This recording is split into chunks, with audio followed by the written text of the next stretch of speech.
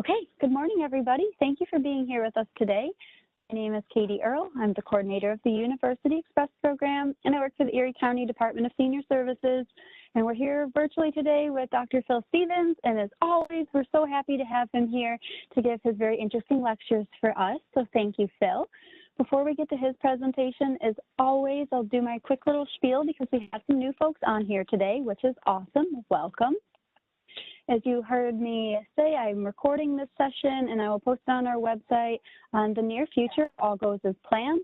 And you are not the only person here in attendance with us today. We do have other folks. It's just we're in anonymous participation mode, so only Phil and I know everybody who's in here.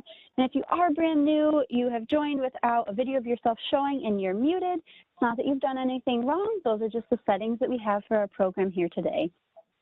So if you have any questions or comments as Dr. Stevens goes through his presentation, please type those in the Q&A panel. He's going to take breaks along the way, so we'll be able to stop and answer as many questions as we can in that time, and then we'll have the end as much time as allows. So if you're new, you access that Q&A panel, likely on the right-hand side of your screen. It popped up. You may just have to expand it. You'll see your text box. Send your questions right to me. You'll also find that at the lower right-hand side of your screen, you may see a box with a question mark. And if you're on a tablet or smartphone, just poke or touch that screen. That'll bring up your control panel. You'll see a circle with 3 dots. That's your Q&A. Click on that. And we hope you participate and have some fun learning with us today. So I'd like to thank the sponsors of our program, which is my Department of Senior Services, Blue Cross Blue Shield of Western New York, Excelsior Orthopedics, and Wegmans, because they help make this possible.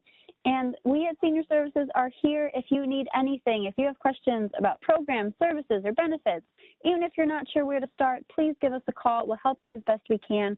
We're 858-8526. Now I will introduce the star of the show. Dr. Phil Stevens, Jr. retired in 2019 after 48 years in the anthropology department at UB. He received his BA in English from Yale in 1963, then went to Nigeria with the Peace Corps. His experiences there brought him into anthropology, and he entered the graduate program at Northwestern University. He conducted dissertation research in different areas of Nigeria from 1969 through 1971, and then received his PhD in 1973. He has conducted subsequent anthropological research in West Africa and the Caribbean. He is the author of many publications in cultural anthropology and African studies, and he is the recipient of 2 awards for excellence in teaching.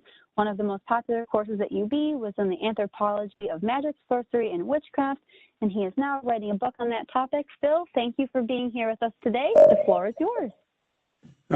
Katie, you're going to have to work with me for a minute here. I want to put up my screen. Now, there it is. Can you see it?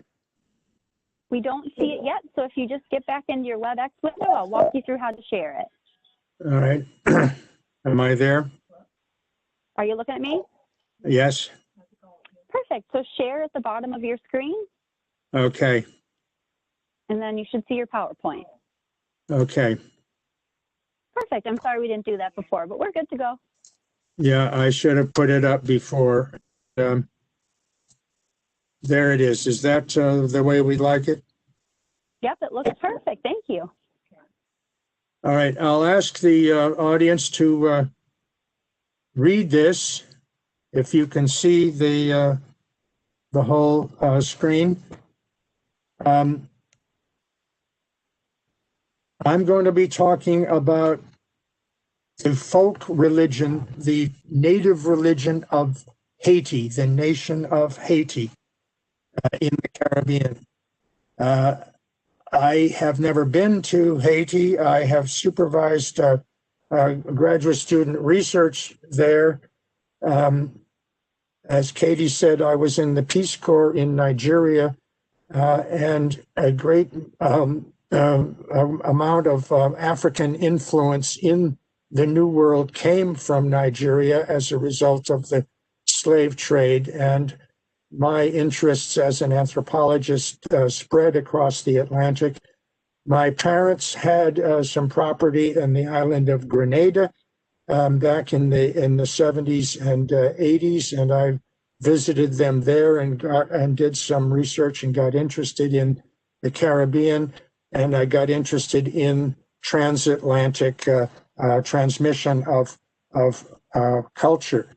My first experience in Nigeria in the Peace Corps, that was a 3-year experience, was among the Yoruba, Y-O-R-U-B-A, who feature very prominently in the transatlantic transmission of African culture.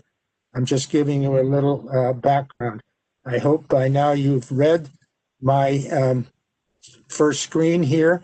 I have intentionally sensationalized the topic as a tabloid newspaper might do. If you're standing in line at the grocery store waiting to check out, you might pick up one of them. I won't name them, you know them. And this is the kind of language that you will read, and it is all false. The myth of voodoo has been perpetrated by Hollywood, by sensationalized books, some of them with scholarly reputations. I've named a couple here. The fundamentalist Christian publisher Llewellyn published this book, Vodou Fire, in 1979, which has photographs alleging to show the transmission of spiritual energy from the heavens to the participants in a voodoo ceremony. Wade Davis, who was a young botanist at Harvard, took an undergraduate degree in anthropology and went into graduate work in botany, went to Haiti in search of the zombie medicine, the alleged concoction that creates zombies. And he wrote 2 major books on this. One, The Serpent and the Rainbow, which was made into a popular movie, which is really sensationalizes the whole topic. And his doctoral dissertation in botany is titled Passage of Darkness. You can find it if you're interested. The subtitle is The Ethnobiology of the Haitian Zombie. His work was roundly criticized, and if any of you are interested, we can follow up, and I'll give you references to pursue that yourself. You might remember a series of TVs for Spectrum, a series of advertisements for Spectrum TV. They have a little household of strange creatures, monsters, and so on. And one of them is death. And one of the episodes, his scythe, which he always carries with him, is challenged by one of his housemates and mocked. And death responds, "Come on, this is a dark reaper of souls, forged in Haiti and tempered in the river Styx," and so on. You might remember that. Haiti has a reputation because of a serious misunderstanding of its indigenous religion. And I'm going to focus today on clarifying that misunderstanding. I want to thank Katie, who has organized these events through University Express. During the pandemic, I think they are especially useful. We all want distractions from COVID and from politics and from the economy and other national and international issues. And so I think my talk for you today really fits. What could be more distant from our consciousness today than voodoo? And so let's move on and be serious. We're going to call this the premier Afro-Caribbean religion. I've put my email address here and my personal cell phone number if anyone wants to follow up with any questions or conversation later. I'm going to cover quite a lot of ground, and I'll cover it fairly rapidly If questions occur to you, please make a note of them immediately, send them to Katie, and I will stop from time to time and see what questions she might have for us. This is a map of the island of Hispaniola. Haiti has less than half the western half. The island is shared by the Dominican Republic. We'll come back to several of these slides, including the map slides. What is an Afro-Caribbean or Afro-American, Afro-Brazilian, Afro-Trinidadian religion? What does this mean? During the slave trade, 400 years of terror in American history, Africans were brought from several different sections of West Africa, all the way up and down the West African coast. They brought their cultures with them. They encountered Christianity, various forms of Christianity, which had been implanted by the colonizing powers in Brazil and throughout the Caribbean, and later in the Southern American states. And they blended elements of their faith with elements of Christianity, and the result was a series of new religions, which are called Afro-something. They are full-fledged religions by any scholarly definition.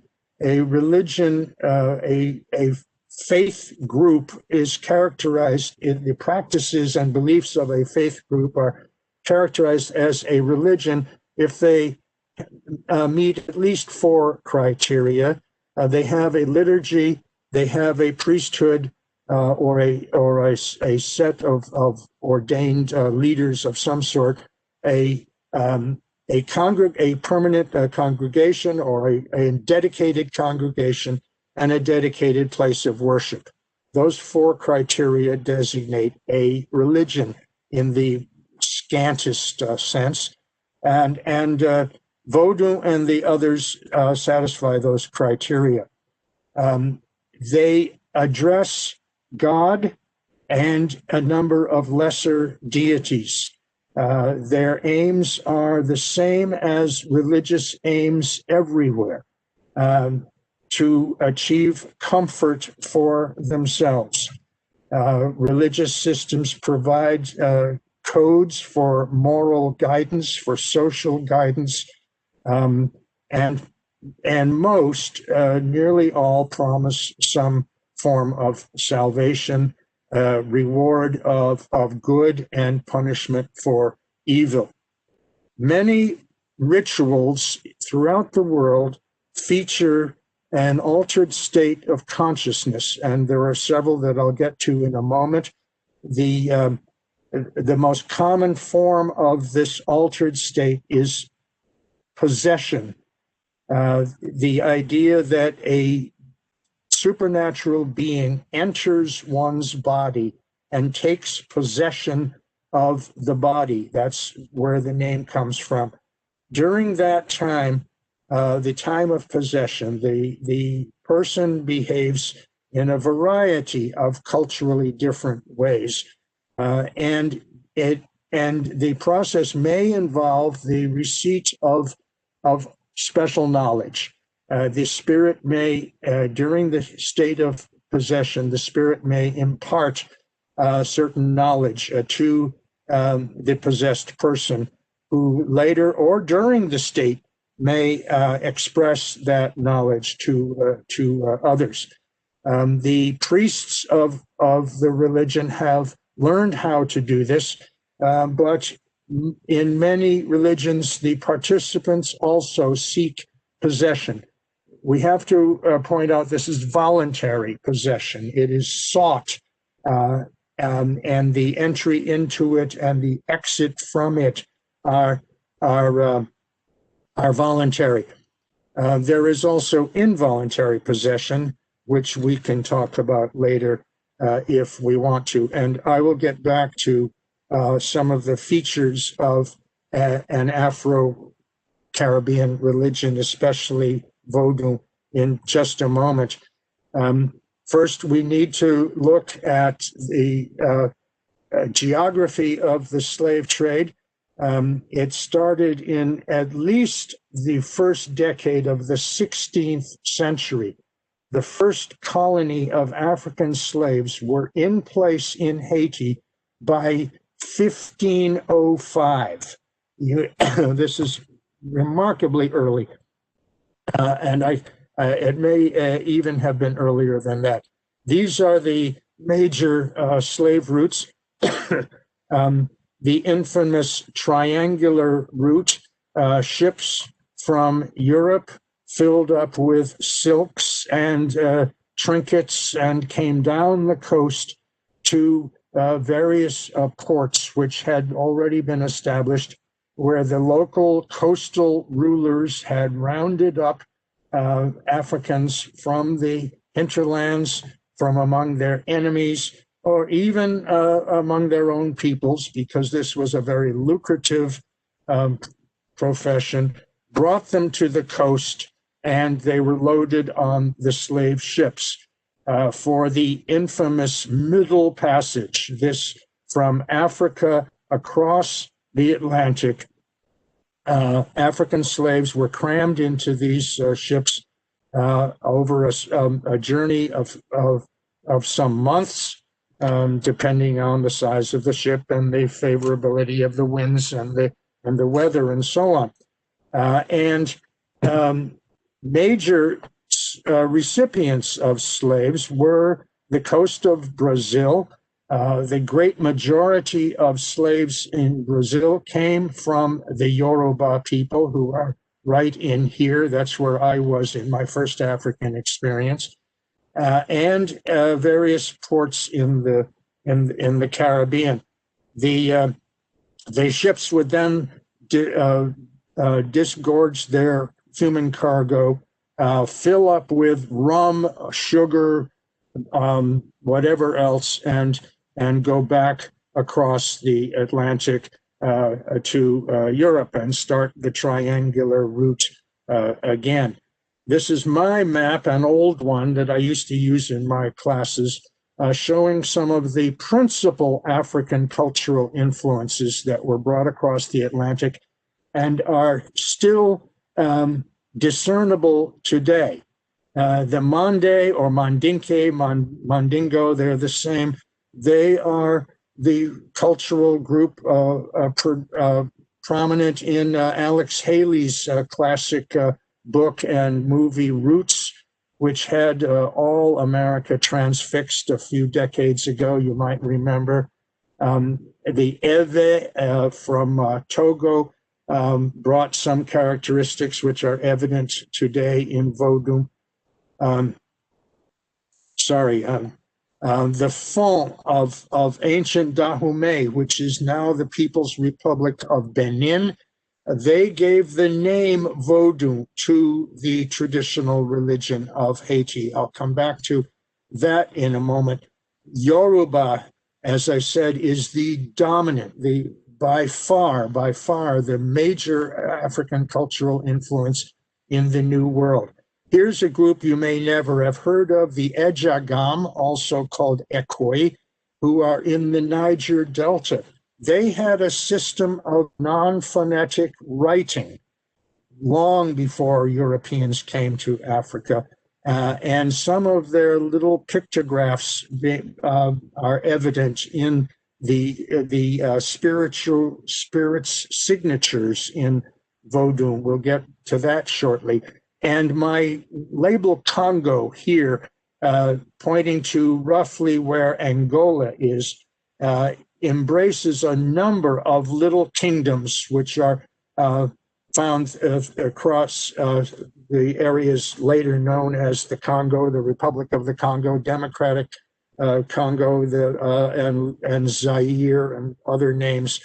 All of them were kingdoms, and the hierarchical structure of a kingdom allows for the organized capture of enemies and the transmission of African slaves to the coast. All of these were hierarchical, centralized states that participated in the African end of the slave trade.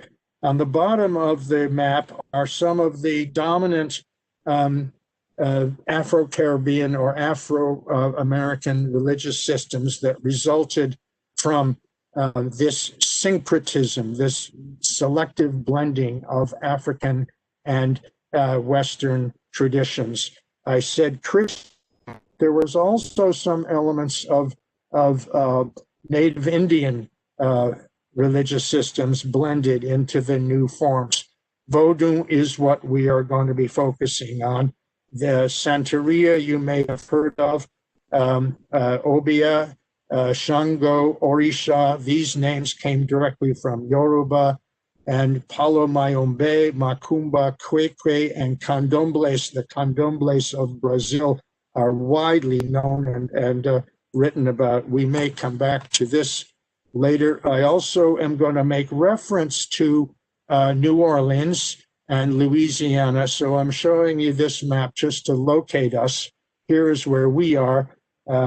Santeria developed on Cuba and Puerto Rico, and some of the others will postpone for the time being. The possession, which I said is the dominant feature of the rituals of these groups, has three identifiable forms, and these are all identifiable culturally. The neurobiology of the state is very similar among all three forms. And there's nothing really exotic about an altered state of consciousness. We all get into them. Daydreaming is an altered state. When your child is watching TV and he's engrossed in his cartoons, and you're calling him for supper and he doesn't hear you even though you're right behind him, he is in an altered state. He is zoned out. He is focused so intently on what he's doing that he has really shut down the rest of his perceptual system. And that's essentially what the religious altered state of consciousness is. And it's available to anyone. In Christianity, Pentecostal faiths routinely go into such a state, and glossolalia, that the speaking in tongues, is a manifestation of that state. So it is not really exotic. I'm a member of a Presbyterian church in Buffalo, and we jokingly refer to ourselves as the frozen chosen, because we do not have any kind of ecstasy in our services. We sit obediently and listen. And of course, that's the stereotype of Puritanism. But Southern Christianity, from Southern Europe, as well as the Caribbean and Africa, is a much livelier enterprise when people really get involved and they feel the spirit. They really do feel the spirit. The ecstatic state, the altered state, is very real. It's measurable by neurological testing. So there are three forms: simple trance, ecstatic trance, which is common in the religious system of shamanism, where the shaman goes into trance and sends his soul outward, ekstasis, from the Greek to stand outside. The soul leaves and the body is an empty shell. The soul goes and negotiates with the spirits and then returns. Spirit possession is exactly the opposite. The person's own soul or personality is suppressed, and a possessing spirit takes control. The possessing spirits in Vodou are Loa. The word LWA that's the accepted spelling of the term. The word comes from a Yoruba word for God, but it has been condensed. And these are some of the major deities in Vodou. All of them are elevated. They are up above us. There is a supreme being, and that in French is bon Dieu, or bon Dieu in Haitian Creole, or Grand Maître, the Grand Master. That is the supreme God who, like the African God, is a high God, and he does not come down to earth. He designates intermediaries who are representatives in very specialized forms. So the deities of Vodou in Haiti are like that. They are typical of a polytheistic religious system. Some of the major ones that we will see again as we go along, every ceremony begins with an address to Legba. Legba is equated with Saint Peter. He is the Yoruba principle of crossroads. Legba is important when you have to make an important decision, and the choices you have are radically different from each other. Legba is there to guide you in either the right or the wrong direction. He will guide you in the right direction if you acknowledge him and maybe even pay him. But if you ignore him, he may send you in the wrong direction. He is called in Haiti the keeper of the gates, and he is identified for that reason with Saint Peter, the keeper of the keys, you know. Another major deity in Haitian worship is Gambala, who comes from ancient Dahomey, now the nation of Benin. He is a deity represented by snakes. He's a symbol of fertility, and he's identified with St. Patrick. Why? Because the early slaves learned about St. Patrick and indeed saw pictures of him driving snakes out of Ireland. And anybody who has such power over snakes can only be a manifestation of Dambala. Ogun is the Yoruba deity of iron and warfare. When he crossed the Atlantic, he divided into two different forms, and we'll come back to him later. He is associated with St. James, one of the brothers of Jesus. Azaka is the peasant, and I really don't know his African origin. He may not have one. Some of the law of Haiti developed there. Gramboa and Simbi Andezo are also local Loa. The Loa are divided into two.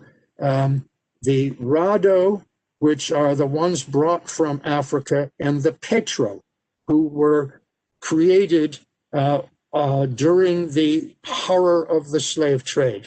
Haitian Vodou is extremely complex, and I'm simplifying everything as we go along. Agwe is the deity of water, from the French or the Romance term, the old Latin term for water. Osanyi is the Yoruba deity of medicine. He came across the Atlantic virtually unchanged. The principle of domesticity, the home, order, peace, and love is Erzulie. This is a shortened form of Erzulie from Haitian Creole. Erzulie comes from Dahomey also. And Baron Samedi, you may have heard of him. He is the Loa in charge of the graveyard and the Gede spirits, the spirits of the dead. Just for our information, we can briefly compare Haitian Vodou with the better known Santeria, which developed in in both Puerto Rico and Cuba. Santeria, a system of saints from the Spanish word, is entirely of Yoruba origin. Shango is the powerful Yoruba god of thunder and lightning, the most powerful of all the deities. He is associated with Saint Barbara. Oshun is one of the wives of Shango in Yoruba, associated with a river. Orunla is the principle of divination. If you want to know something, especially something occult, you go to the divination oracle, who is Orunla. Ogun, another variant spelling of that term, is the principle of iron and warfare. Yemaya, who is another wife of Shango. She is the powerful goddess of watery places. Obatala is the creator. And Elegua, this is Legba. Elegua is another word for Legba, the keeper of the keys, the one who could trick you and send you in the wrong direction. And a lesser deity is Olofin, the sun, S-O-N, who is, of course, equated with Jesus. One of my students some years ago drew up this list of the gods of Santeria, the 7 African powers, as they are called, on the left, attributes of them, and the Catholic saints that they are associated with because of some kind of similarity of and some others that are important but not the major 7 are Olodumare, which is a Yoruba name for the high god, Oluwa, Lord of the heavens, who is remote and distant. He created the world and everything that's in it, and then he removed himself and left the gods in charge of the various departments of the world. Olofin, the sun, Babalueye, another Yoruba word, the doctor. Oshumare, the rainbow, who appears after a storm to tell everybody that things are going to be okay. And Oya, another of the 3 wives of Shango. Some terms we got to know to understand Vodou. The term itself is used by speakers and participants when they're talking to outsiders.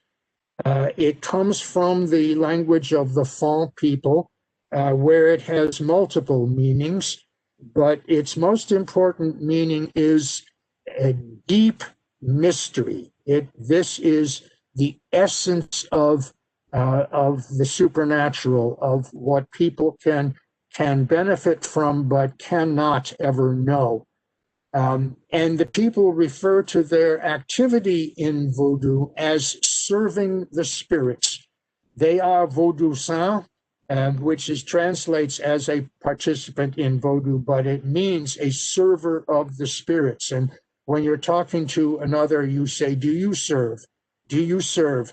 Meaning, are you a participant in a local congregation? In Haitian Creole, it's sevite. The Loa, as we've already said, here's an alternate spelling of the word, is a deity. Human attendants to the Loas are the Hungan, the priest, and the Mambo, who is the priestess. These are men and women who have studied long and hard and learned the practice of possession to undergo it safely. And the Hunsi is the male or female apprentice to the priesthood. But the priests are not authority figures. They are representatives and agents of the people. They are not, they don't dictate behavior or structure of congregations.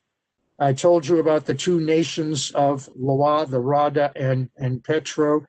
Now, a common misconception about voodoo, as its popular name, I'll get to that later too, is that it is sorcery. It involves sticking pins in dolls. It involves curses. It is something really, really evil.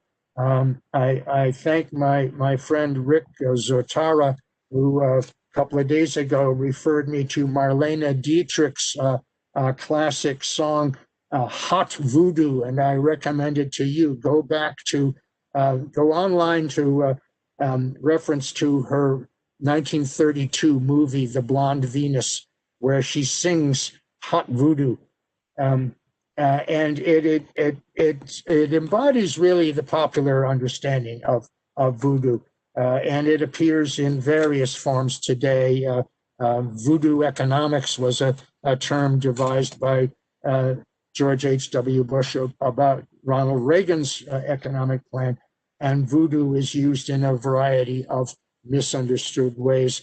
It is not evil. It is not witchcraft. It is a full-fledged religion, and its members seek what people in all religions seek.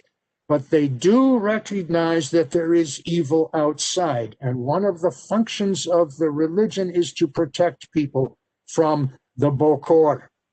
The Bokor is the sorcerer. He may or may not exist because sorcery is practiced in secret. No self-respecting sorcerer is going to make himself public, although he will sell his arts to people who will pay. If you want a curse on a friend in order to get ahead of that person or to do harm to that person, you might seek out a Bokor, but they lurk in the dark, in the shadows, opposite to the principles of the faith. Working with the Gede is forbidden, just as it is in the Bible. And the myth of the zombie is a whole nother topic, which we're not going to have time to discuss today, but I will simply refer to it. And these are outside of the faith. The building, if there is one, is called the Hunfor, and it is usually in the Roman peristyle structure of a wall through which you enter, and there may be a roof inside the wall, but the center area is open to the sky. That's called the peristyle, the ritual area, and the word, of course, comes from that very architectural style.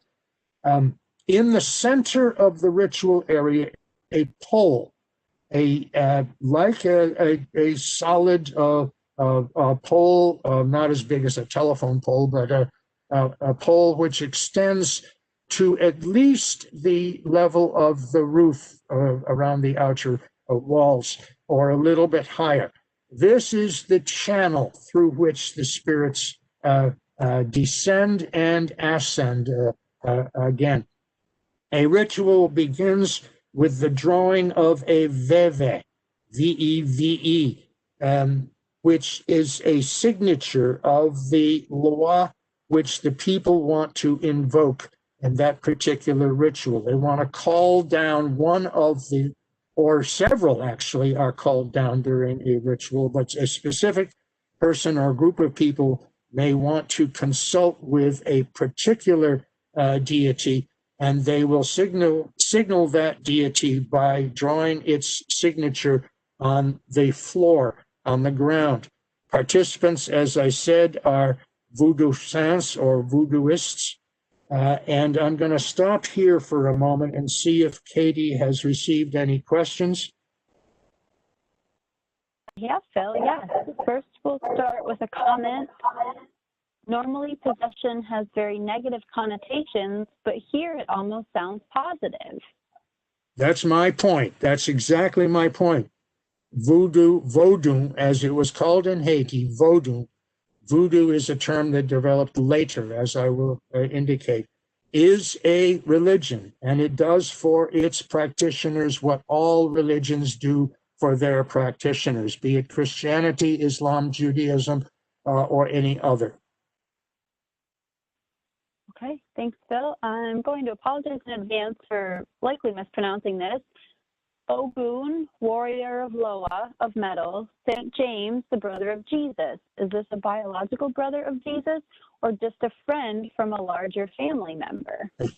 Biological brother. You can find James in the Bible, and there's a lot of biblical consensus that this is, I'm pretty sure, the elder brother. We'll get back to St. James in a few minutes. Okay, we just have one more thing. A person's wondering what % of the world still practices voodoo? Well, I'm focusing on Haiti, and it is the folk religion of Haiti today. We have to realize that Vodou is a combination of African beliefs and Christian beliefs. It is indeed a form of Christianity, if you will allow that. Voodooists go to church on Sunday, and they practice they serve the Loa on other days of the week. In order to understand any phenomenon like this, especially Vodou, we need to look at its history. Religions develop over time, and the history of Haiti for a historian is incredibly fascinating, but for a Haitian, it is among the grimmest of all histories of any nations in the world. I'm sure you would agree. The island was, quote, discovered and named Hispaniola by Columbus on his first voyage, and the slave trade was underway quickly thereafter. The first colony of African slaves was settled, many of them from way up above the Yoruba, among the Wolof people of Guinea and Senegal, I think. And Diego Colon, the eldest son of Columbus, was an administrator and landowner in Haiti. He came to the island in 1509. There was already a colony of slaves there.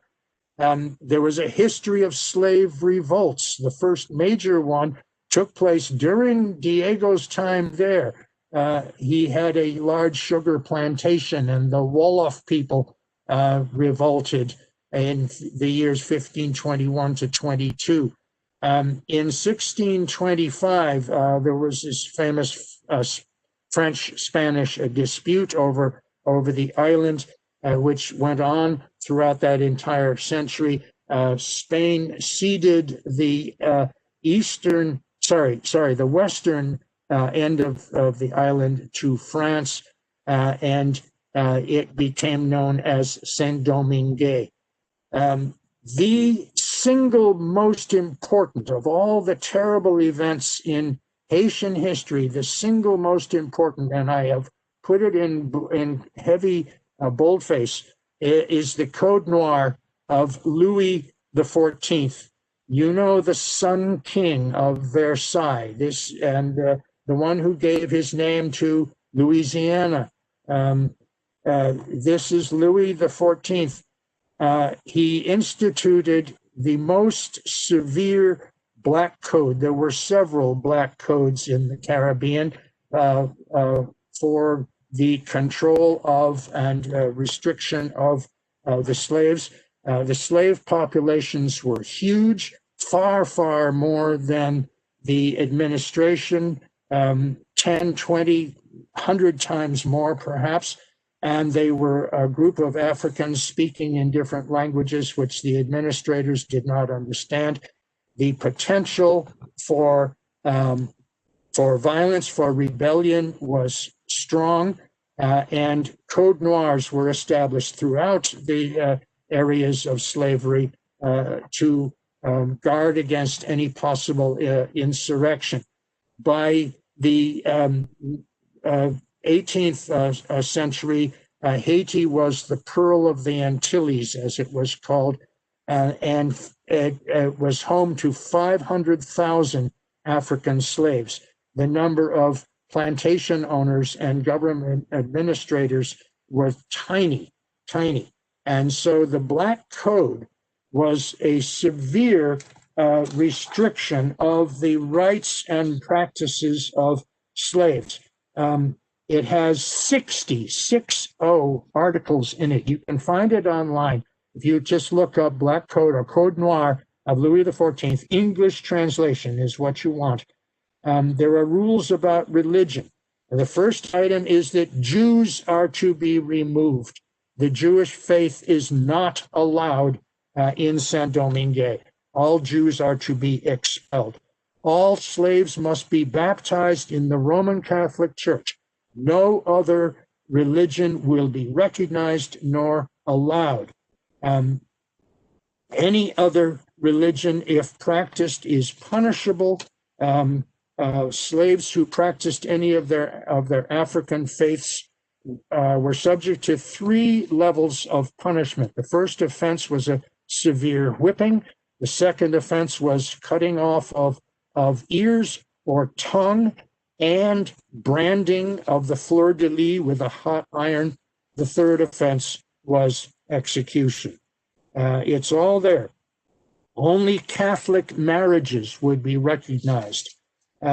Rules about sexual relations, rules about marriage, prohibitions on daily behavior, a long list of punishments for various infractions, and the recognition of freed slaves and what they were allowed and not allowed to do. Even a slave who was able to get his or her freedom was restricted under the Black Code. It was called the most restrictive of all such documents in history.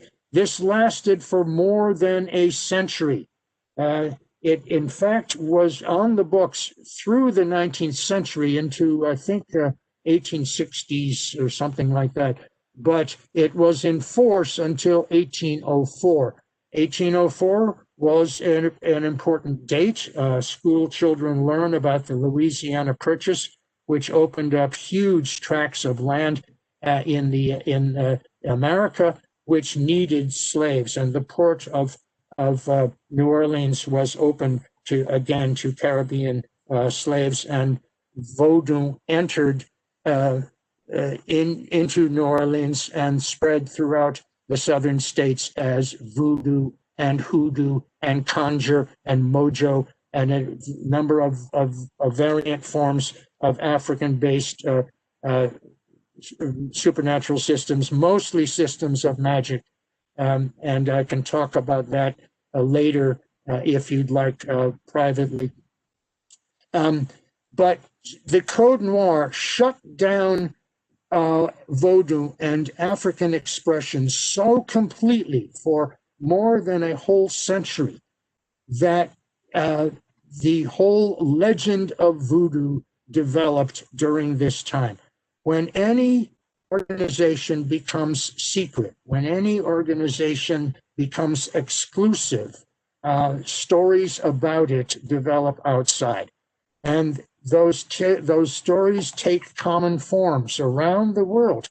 The Freemasons were subject to the same kinds of suspicions as voodooists, kidnapping children and killing them and using their blood and their flesh in horrible rituals, that kind of thing. These are common allegations about secretive groups around the world. And the whole legend of the evils of voodoo developed as a result of Louis XIV's Code Noir. The rest of Haitian history is tumultuous. You may have looked at all of these while I've been talking. A history of revolt, a history of foreign domination, a history of dictatorship. Another of the great negative events in Haitian history was after the Declaration of Independence, the huge slave revolt, which resulted in Haitian independence in 1804, the French said, okay, we'll let you govern yourselves, but you owe us.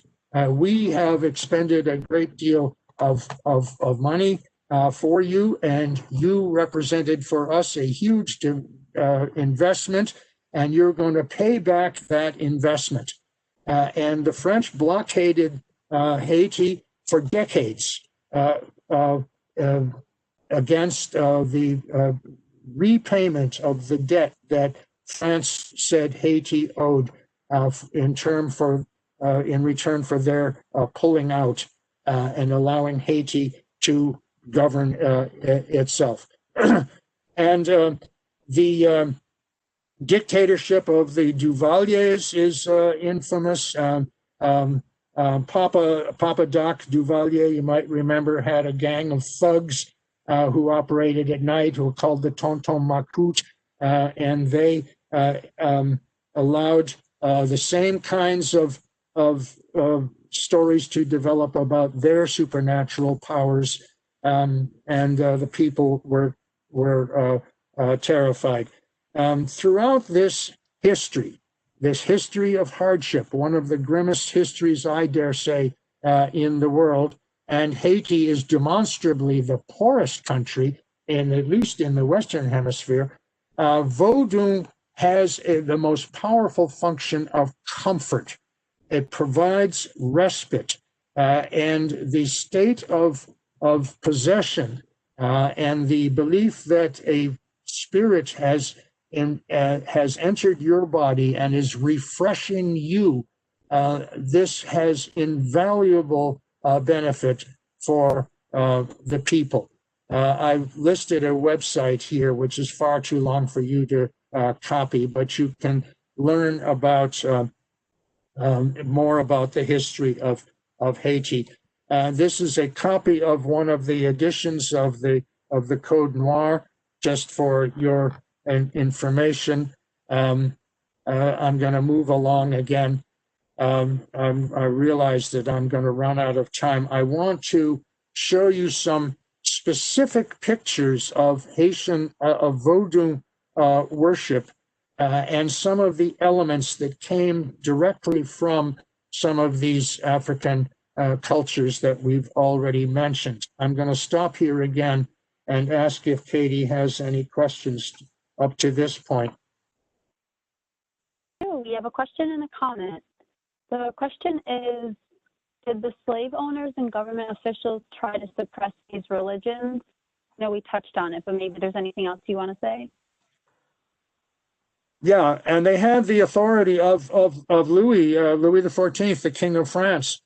We can imagine that the slave owners and government administrators lived in a constant state of terror. I may be too strong here, but the slaves were in the tens of thousands, and they were in barely in the hundreds. They were well armed, of course, but the slaves were angry, bitter. The experience of slavery is absolutely horrible. Fully 20% of those who embarked from Africa did not live across the Atlantic. Fully 20% were thrown overboard. It was absolutely horrible. So this was the nature of the relationship. And when the slaves went into possession, into their practice of their traditional beliefs, this was really scary for the administrators. And so the Code Noir tried to suppress all of that. Getting back to the roots, the slave roots lost in transit, we could indicate a percentage here, and there are details. The slave trade is studied and written about. You can find a lot of the data. The hold of a slave ship.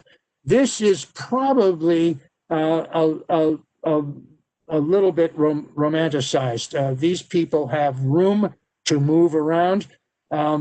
This kind of a model was proposed, and if you looked at the recent documentary about the discovery of the Clotilde in a river north of Mobile, Alabama, a slave ship that entered the U.S.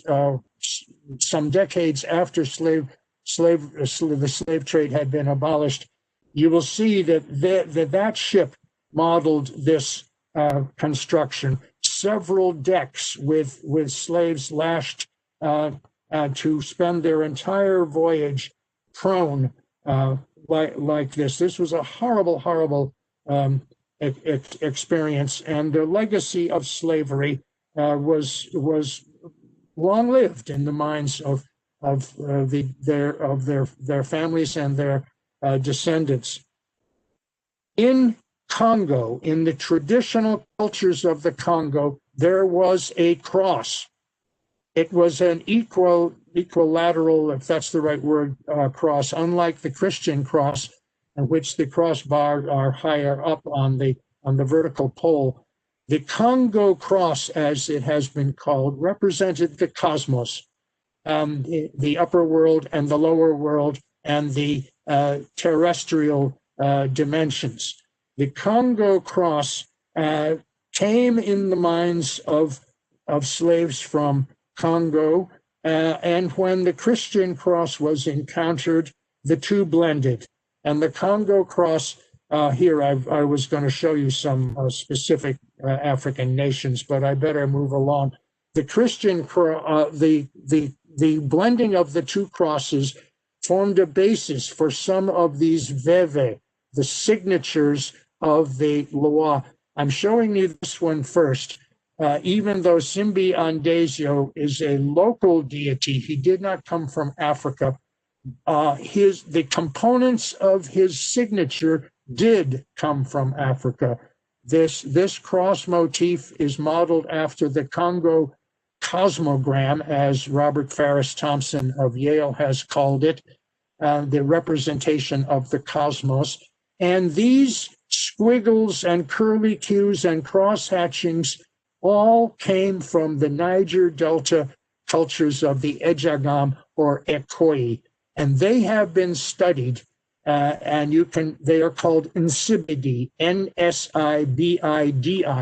and you can find a encoding of the traditional Nsibidi, this ancient system of non-phonetic writing.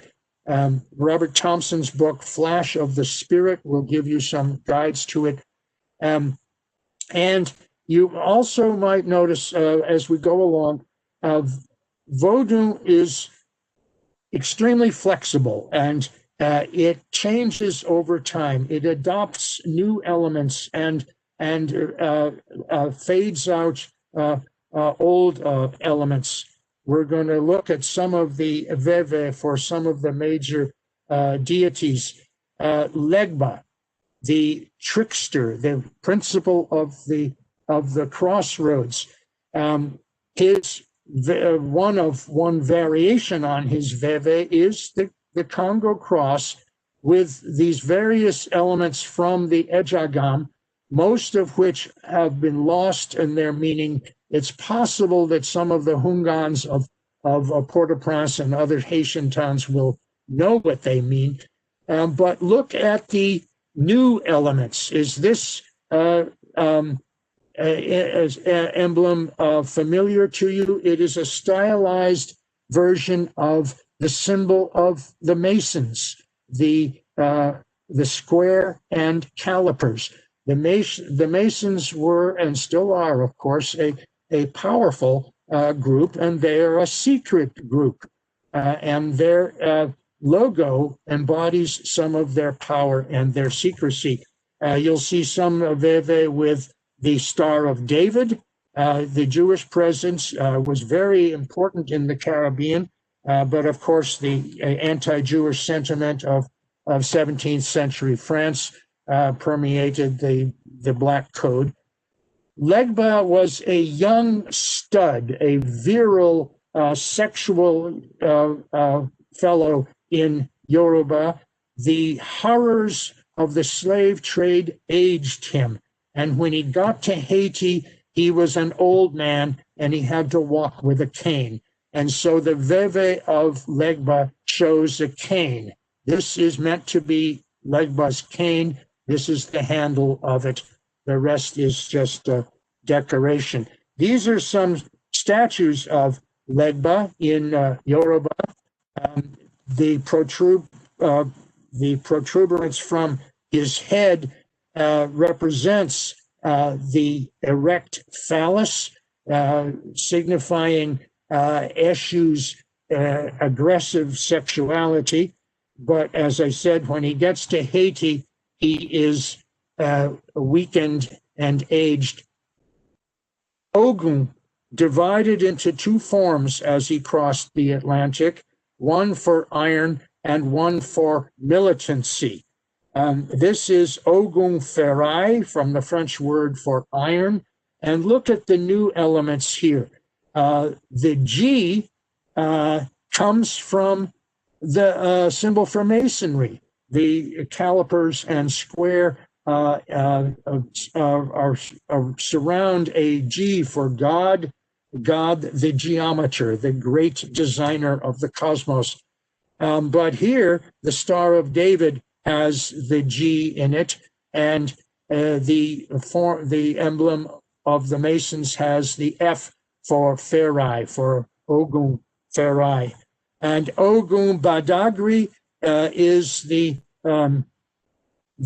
principle of militancy. And here are two of the many Catholic lithographs, chromolithographs as they're called, but the colors don't show in my slides here. On the left is St. James, and this is the miracle of the Spanish conquest of the Moors, right? The Moors were defeating the Spanish troops and all seemed lost, but suddenly St. James appeared on the battlefield on a white horse and rallied the troops, and they rode back into battle and defeated the Moors under the banner of Christianity.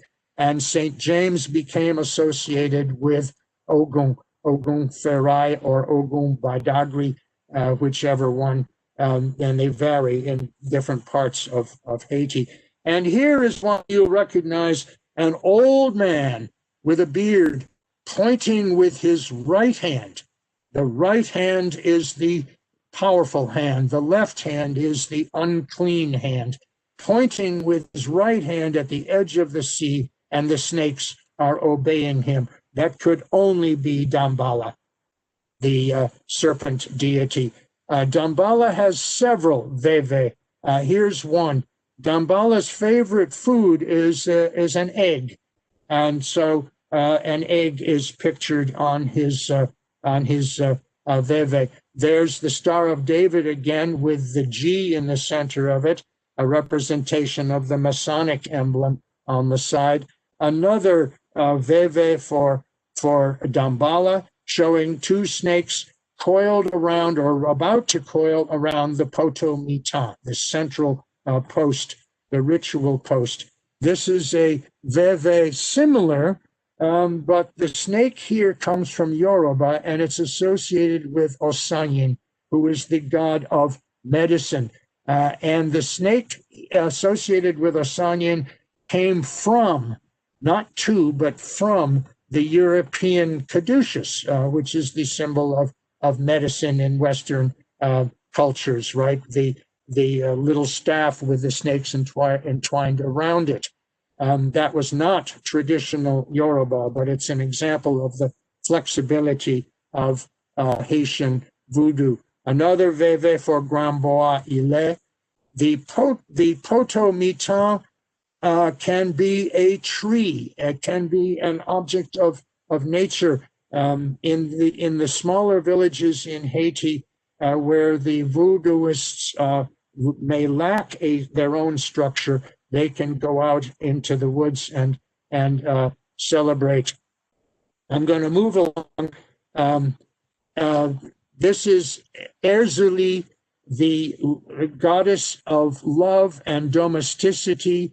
Her veve is the Valentine heart. She comes from Dahomey. And here is a household shrine to Erzulie in someone's house in Port-au-Prince. The veve up here and offerings to her.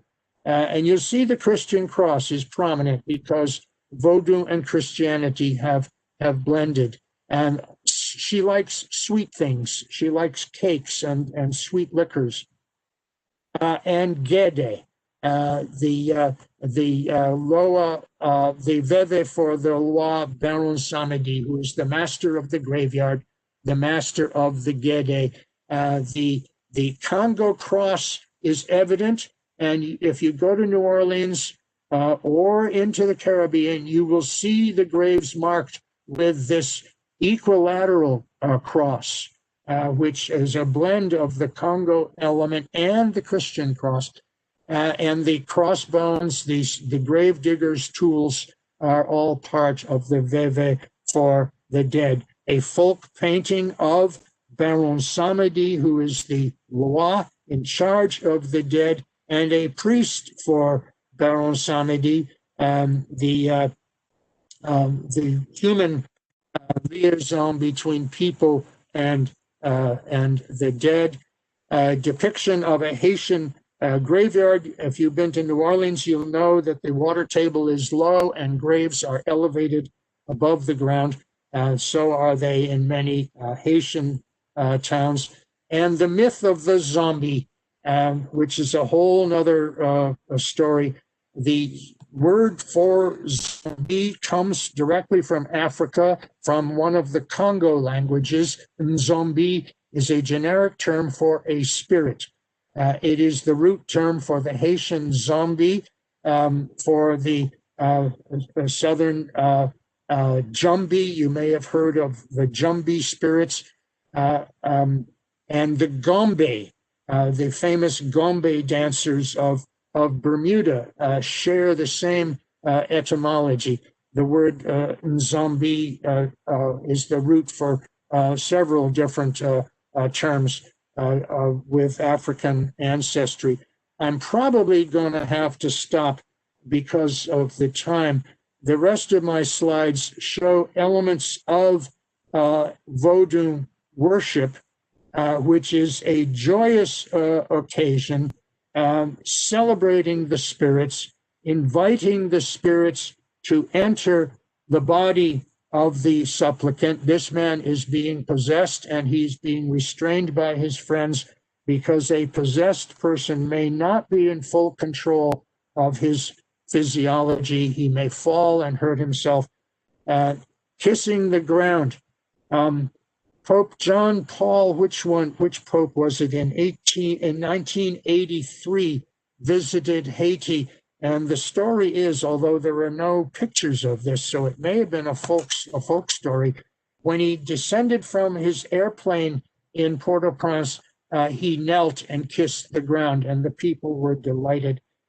This was a time of the reign of Papa Doc Duvalier, the terrible dictator. People were very unhappy, and they really were charged when the Pope came to visit, and lots of stories about him developed about his visit, and by kissing the ground, he was recognizing the faith of Vodou, even though he came as a representative of Catholicism, and he was supposed to condemn anything else. This is a painting by a popular Haitian artist, Raymond Desiré, which I have, my wife and I, no, actually it was before I married my wife. I collected it in the island of Grenada when my parents had some property there. And it shows the whole operation, the poteau mitant, which extends, it should extend above the ceiling, which is at the outer walls. Elements of various veve are depicted. a hungan is shaking his rattle over the altar. These are young initiates into the cult. They have been initiated after their long training. They are wearing the crossed beads that signify membership in a congregation. And these are hunsi who are in training for the priesthood. And note again the presence of Christian elements everywhere. It is a blend of different traditions. One final mention here, Mama Lola is a priestess in Brooklyn. I think she may have deceased, or may be deceased now. Karen McCarthy Brown wrote a book about Mama Lola, and in 2013, the Center for Traditional Music and Dance celebrated her and Haitian Vodou with a series of concerts. The music, the drumming, and the singing that goes along with a Vodou ceremony is really joyous. It really moves. You cannot be unmoved at one.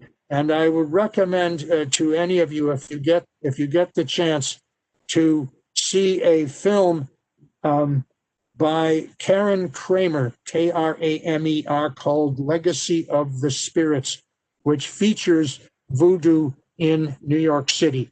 By the numbers of participants from all over the Caribbean in Vodou ceremonies in New York City, it would be classified as one of the major religions of the city. Here's a picture of Mama Lola, who was and may still be, I'm not sure if she's still living, a very successful mambo for the five boroughs.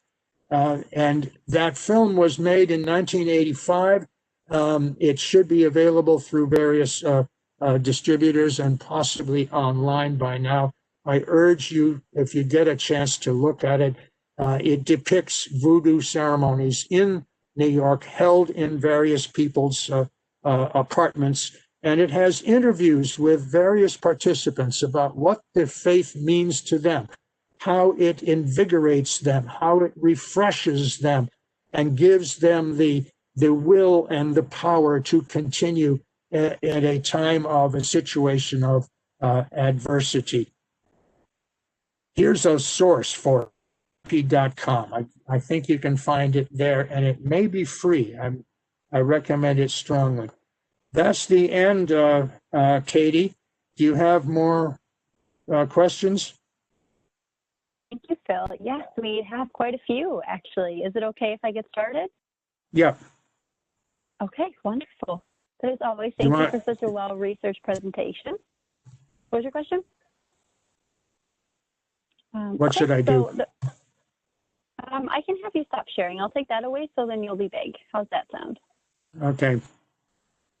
There we go. All right.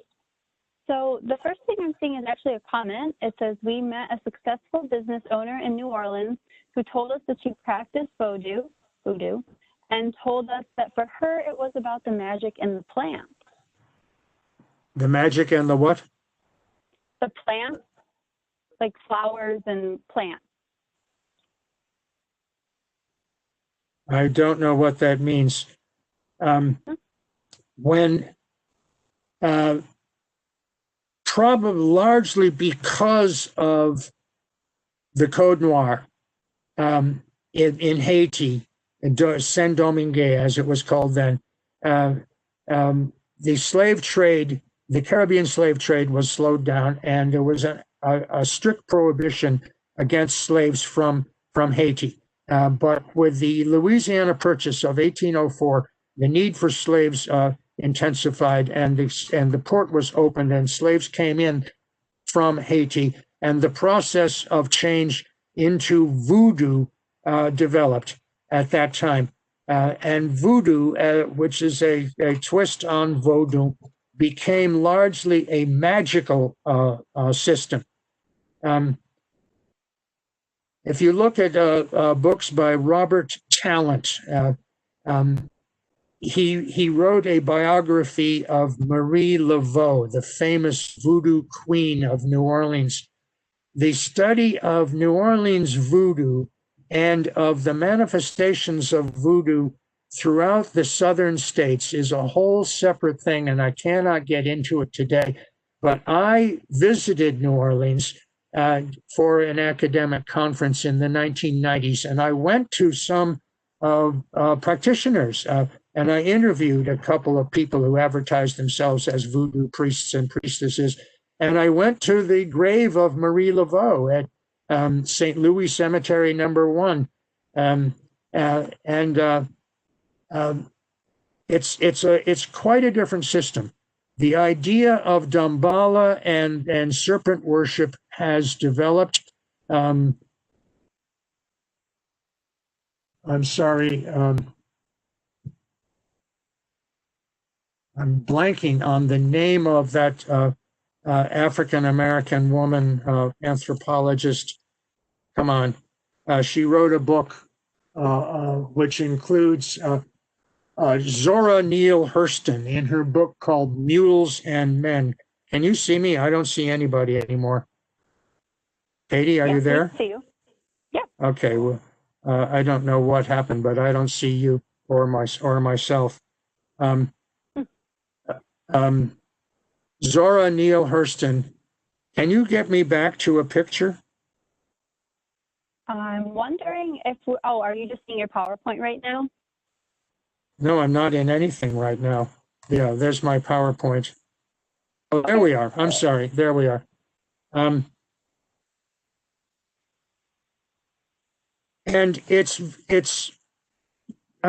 Christianity was well established there. Some other African influences had already developed in New Orleans and elsewhere across Louisiana, and voodoo became really dispersed and appeared in different manifestations. I don't know what the questioner is referring to in regard to plants, but indeed the magical system of voodoo became prominent. You can have a mojo bag made for yourself. Mojo is another African word which means something about good fortune or the human control of good fortune. A voodoo priest or priestess in New Orleans will make one for you. Gris, Gris, is another term for the magical materials used in New Orleans voodoo.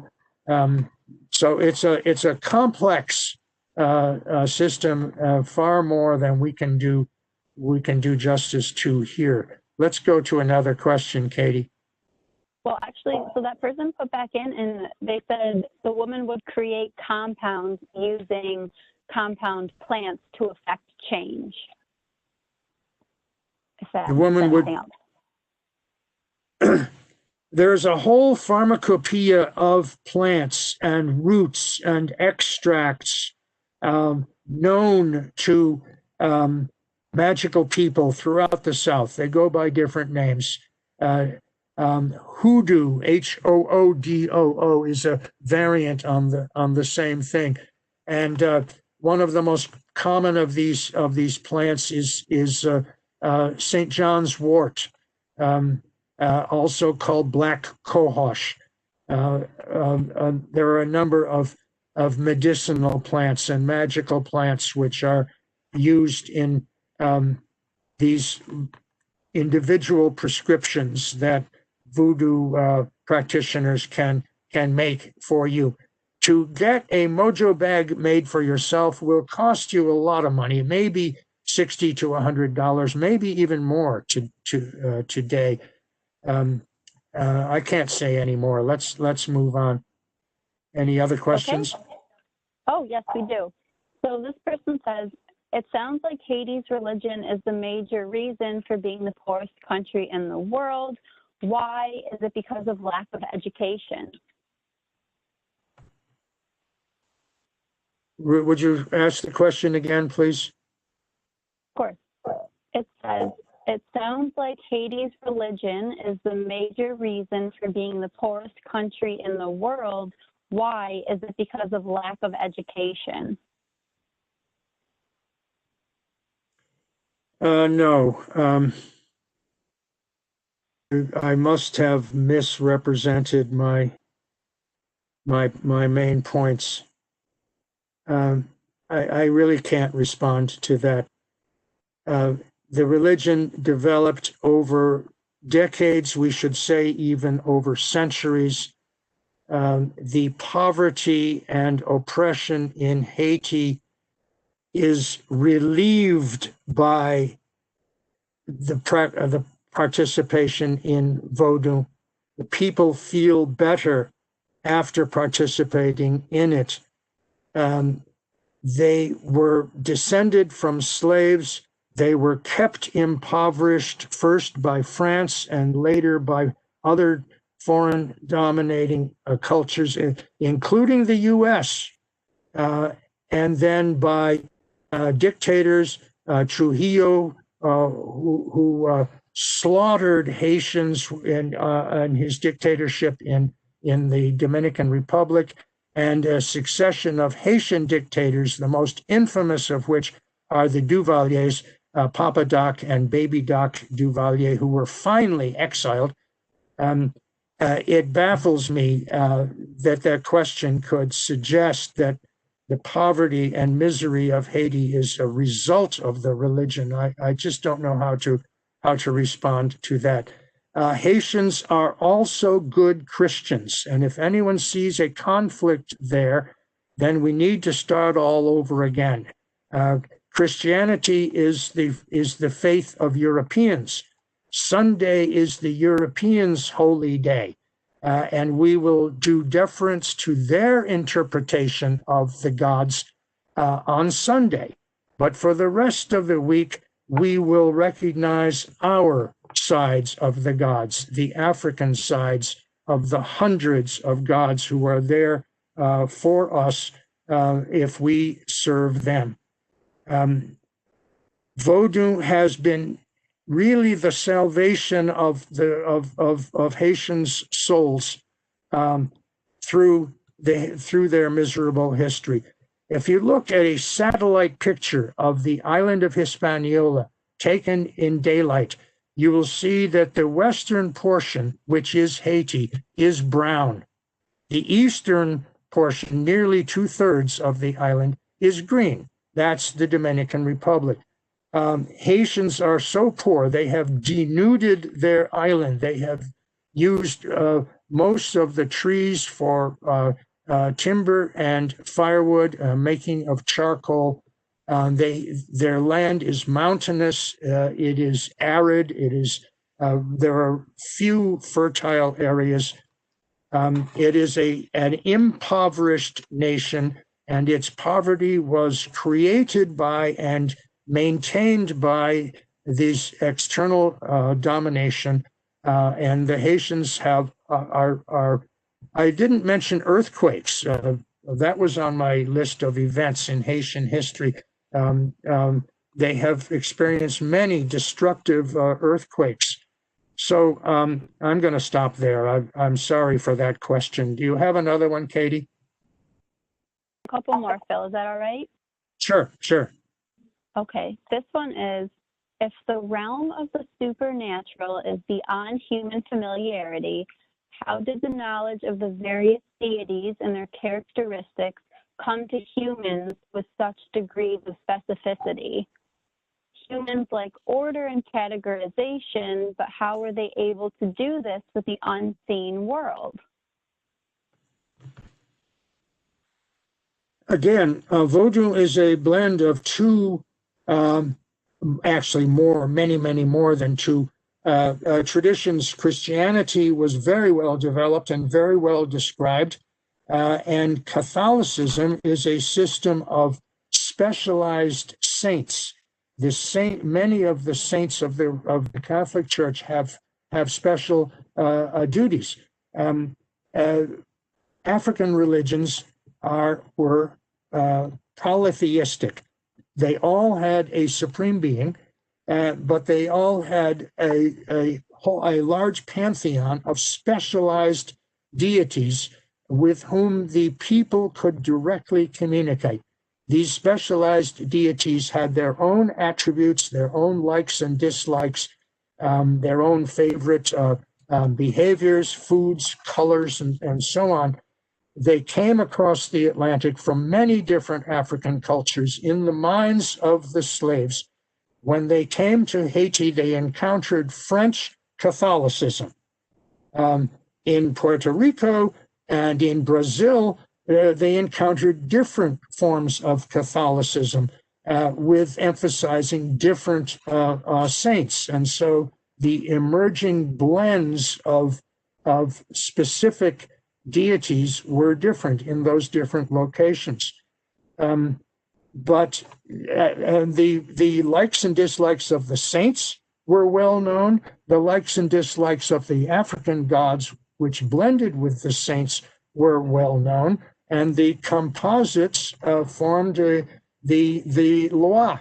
And people learn from childhood the particular Loa who are revered in their neighborhoods, and the other Loa who you recognize, you may encounter if you move to a different neighborhood, and the national Loa, like Gambala and like Legba, who are accessible to all people.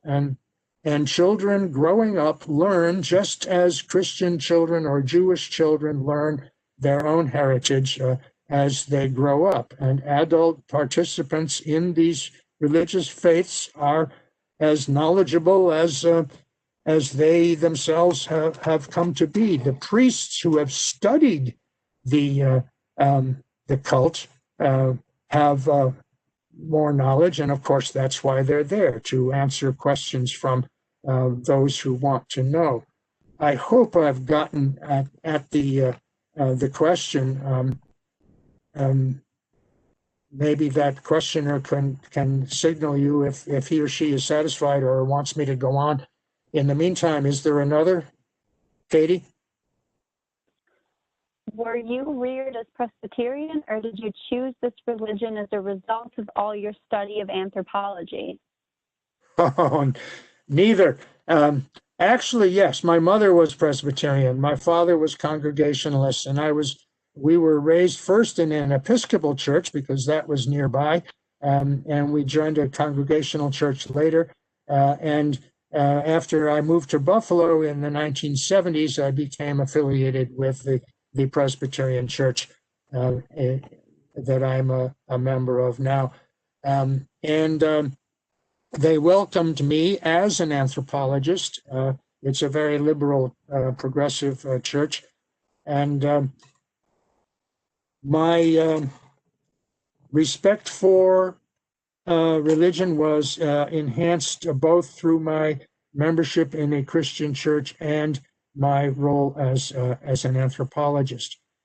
My interest in religion actually began in the Peace Corps before I went into anthropology. As Katie said, right after college, I went to Nigeria to teach English, and I was there for 3 years.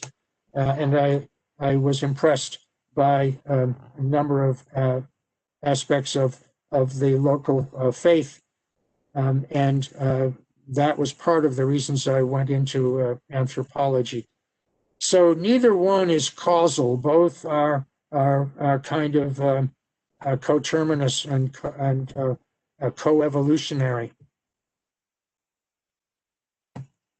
Next. Okay, this is the last question I'm seeing, and it's for Voodoo. How long do souls normally leave the body for?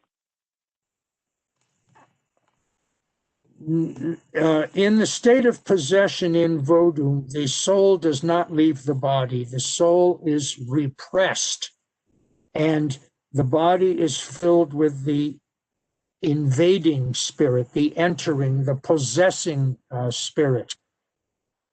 I think I assume that's what the questioner is referring to.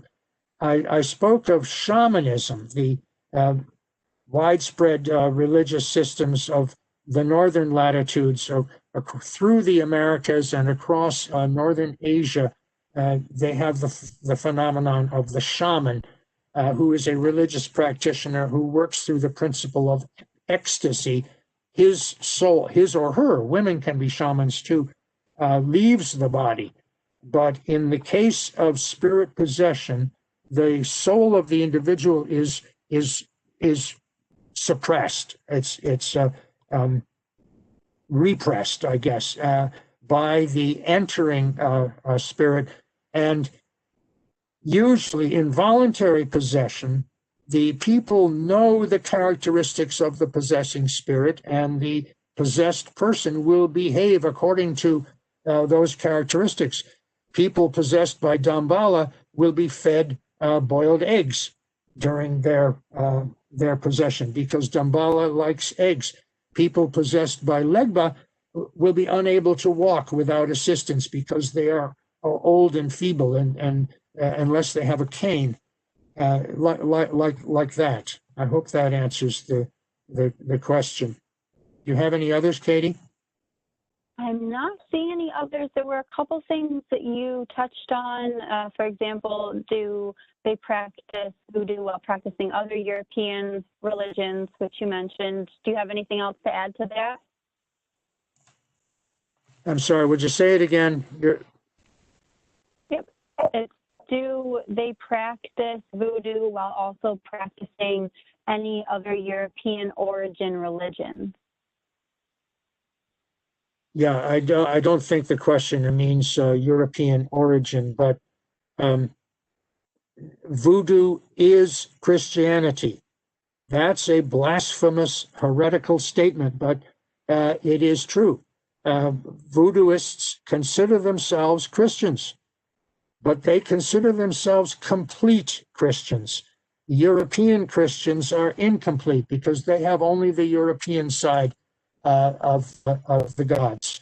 The people of African descent have the whole thing. They have the European side, which was forced upon them during slavery, and they have the African side, which they were raised with, which they brought with them. Now, I suspect that adherents to Vodou are Vodouists. They are not anything else.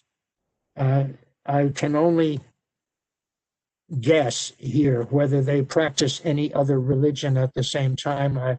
I really have no idea. But I have indicated that they have taken on elements from other faiths, both secular and religious faiths. The Star of David, representative of another oppressed people, became an element in many of the representations of Vodou worship. The symbols of Masonry, which represent a powerful but charitable and social community-minded organization, was incorporated into Vodou depictions as well. You can take some of what I've said to the study of other Caribbean religions, like Orisha in Trinidad and Obia in Jamaica, Santeria in Puerto Rico and Cuba, and the 2 or 3 Afro-Brazilian religions that developed along the eastern coast of Brazil, focusing on the province of Bahia, which is almost exclusively Yoruba. And some of the things I've said about Vodou are applicable to those others as well. They are full-fledged religions. They provide for the people comfort, security, knowledge, confidence, and they are especially, and most of them feature possession, which is the entry of the supernatural into the person.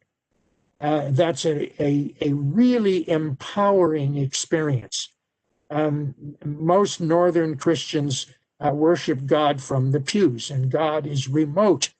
But Southern Christians and Caribbean Christians receive the supernatural within, and it is active within. Pentecostals know this. The holiness churches of Appalachia, the poorest areas of the United States, have a spirit possession, and it does the same for them. Some of them are the famous or infamous snake handling, serpent handling religions of Kentucky and West Virginia and other rural areas. And their faith is powerful and it's experiential. I don't think I can say any more. Thank you, Phil. Now we have a couple comments and thank yous.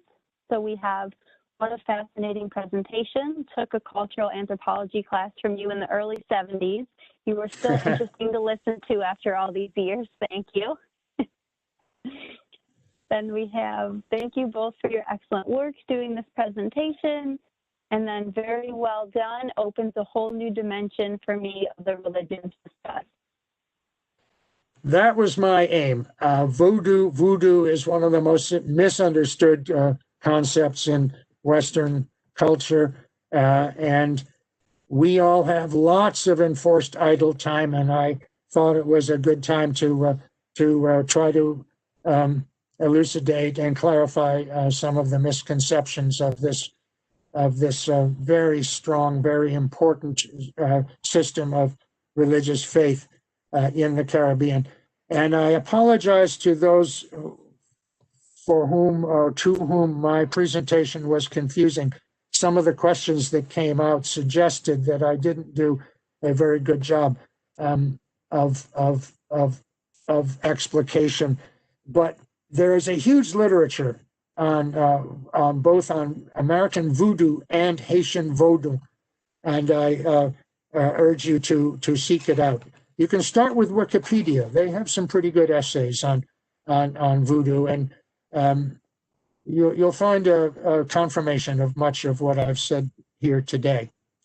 And I thank Katie again. I thank all of you for tuning in. We've gone a lot longer than we had originally planned, and thanks for staying with us.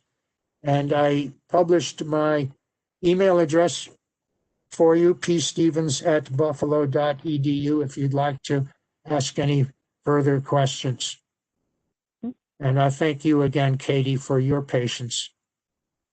Well, thank you, Phil. You're always a blast to work with. We appreciate you opening us up to new things. And everybody who's on, thank you. And I hope everyone enjoys the rest of your day, and I'll see you all later. Bye.